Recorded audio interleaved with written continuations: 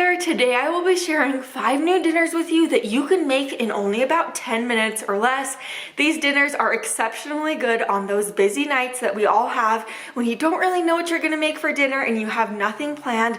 These dinners come together in no time at all. They are so good and they're just so easy to make. Plus, I have my kitchen countertop back, so let's get to my kitchen and let's get started. To kick us off today, we are making this veggie tomato orzo, and this one is for all my meatless meal friends. This is a meatless meal. I'm just starting out by dicing a zucchini and a yellow onion. Over to my large pot on the stove, I added in a tablespoon of olive oil. Once my oil was hot, I added the zucchini and onion right into the pot. Next, I'm going to add in a tablespoon of minced garlic. Go ahead and give this a stir and let these veggies cook together for only about 3 minutes. You could also use different veggies if you'd like for this recipe to really make it your own. Now I'm adding in a 14-ounce can of diced tomatoes, followed by 4 cups of veggie broth. Then add in 16 ounces of uncooked orzo. You could use other pasta if you'd prefer though. Then add in a teaspoon of salt, half a teaspoon of pepper, and then a teaspoon of garlic powder, onion powder, and Italian seasoning. Give this a stir and let this simmer covered for about 8 to 10 minutes. You do want to stir this occasionally while it's simmering, just so the orzo doesn't, stick together in one clump at the bottom of the pot. But once the simmering time is over, you're going to add in your 2 cups of fresh chopped spinach. You're also going to add in a half a cup of Parmesan cheese. Let the cheese melt down for a second, and then you could serve this up.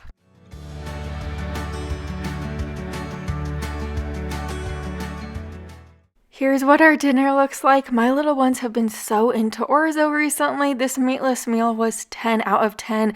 It was so good. Also, if you want to add meat to this, you could always add chicken or Italian sausage. That would also be delicious, but you really need to give this one a try. My husband was telling me how good pork chops and gravy sounded the other day, so now we are making these ultra easy pork chops and gravy. I have about 4 thinner pork chops right here.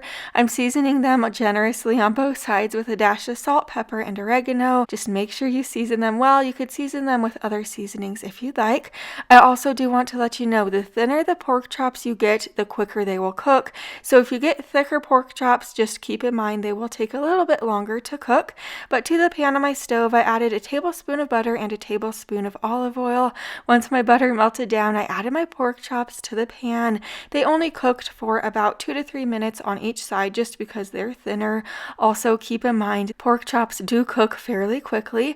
Once my pork chops were cooked through, I added them to a plate and I set my plate to this side. To the same pan the pork chops were cooked on, I added 3 tablespoons of butter. Once my butter melted down, I added 3 tablespoons of flour to the pan. It kind of created like a flour slurry. Once my flour was kind of like golden brown, I slowly added 1 1/4 cup of chicken broth. Make sure you add that chicken broth in slowly just to ensure the gravy gets nice and smooth and it's not clumpy in the end. But let it simmer for a couple of minutes and then add a dash of salt, pepper, and a half a teaspoon of Italian seasoning. Once your gravy gets to your desired thickness, you're going to add a tablespoon of sour cream in. Just whisk that sour cream well until it gets incorporated. The sour cream is going to add such great richness. You have to trust me. Then once the sour cream's incorporated well, just add the pork chops back into the pan, then coat them in the gravy, and you could serve this up.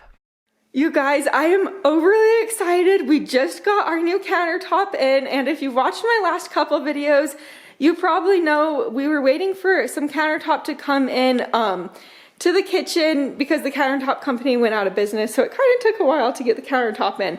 But we slightly redid the kitchen a little bit, so here's what we did. So the kitchen sink used to be in the middle of the kitchen island. It used to be like across from the stove right here, and then it would give me like this much room to film, so like from here to film, which was okay.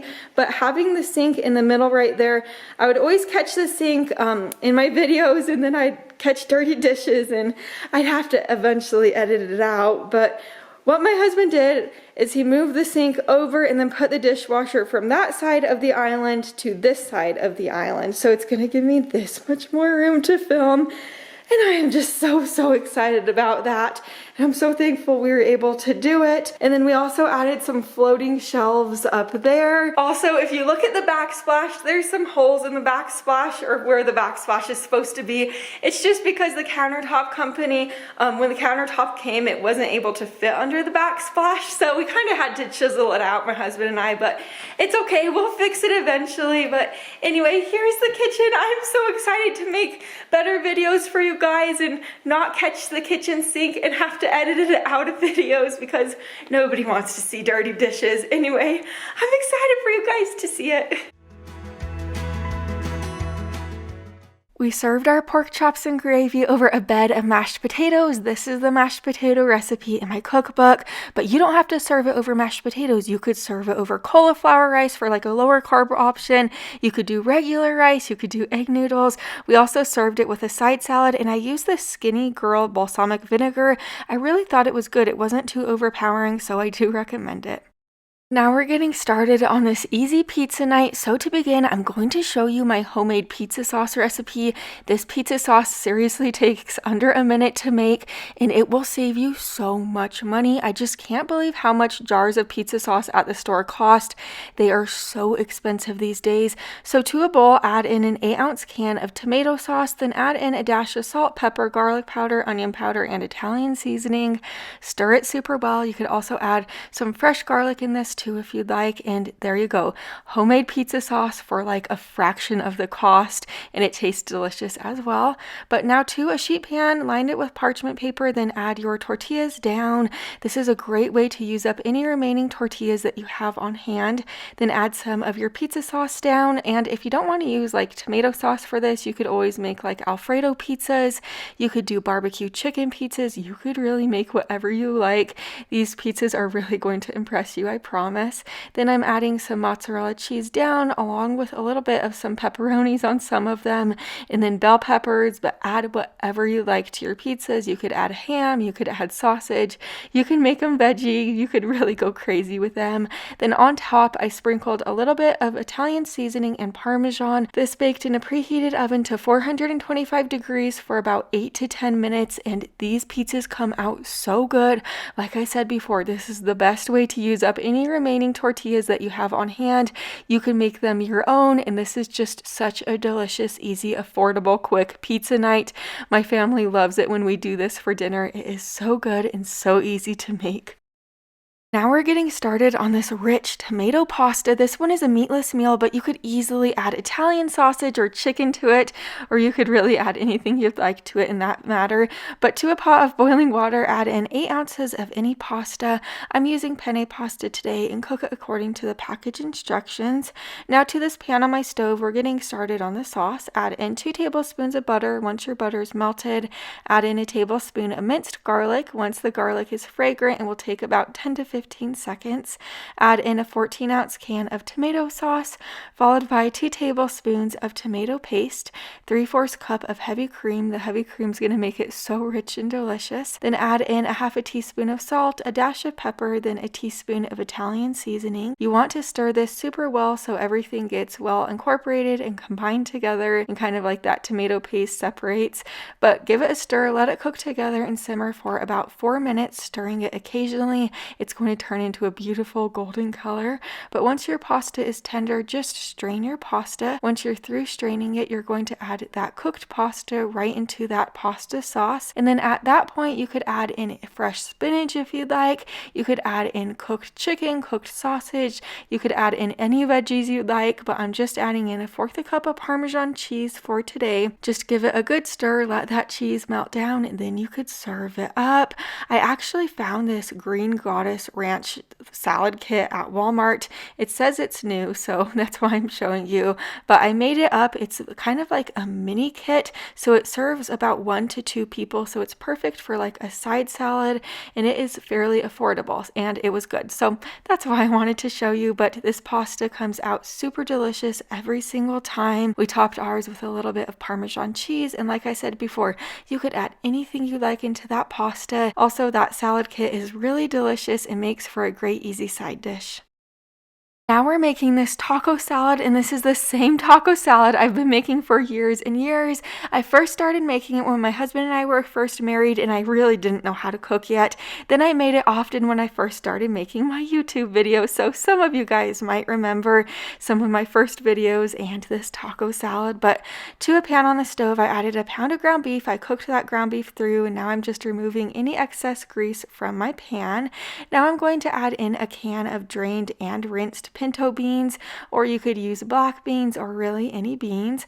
Then I'm adding in a tablespoon and a half of taco seasoning, followed by a third a cup of water. Give this a stir and let it simmer together for a couple of minutes. I love cooking the beans and the meat together like this because it makes those beans extra flavorful, and then it also adds to the meat, so it makes your meat stretch further for like a very affordable cost. Now we're getting started on my taco ranch dressing. This is so good. So to this bowl, I added a half a cup of sour cream, then add in a tablespoon of mayonnaise. Next, add in 3 tablespoons of milk, then a teaspoon of ranch dressing seasoning, and then a tablespoon of taco seasoning. You could also add a fourth a cup of some like salsa to this. I've done that before and it's so good, but give it a stir and this is really going to elevate your taco salad. So to this bowl, I'm adding some romaine lettuce, then add some of that taco meat. After that, I'm adding a little bit of cheese over the top and then some diced tomatoes. You could add anything you want to the top of your taco salad. That's the nice part of taco salads. And then I added a little bit of tortilla strips and then the dressing. You need to try these taco salads out. If you haven't made a taco salad like this before, you absolutely need to. Taco salads are good, and it brings me back to some of the first videos I started making on YouTube years ago. I would really love to have you over here, so make sure you're subscribed. I'll see you in the next one. Bye for now.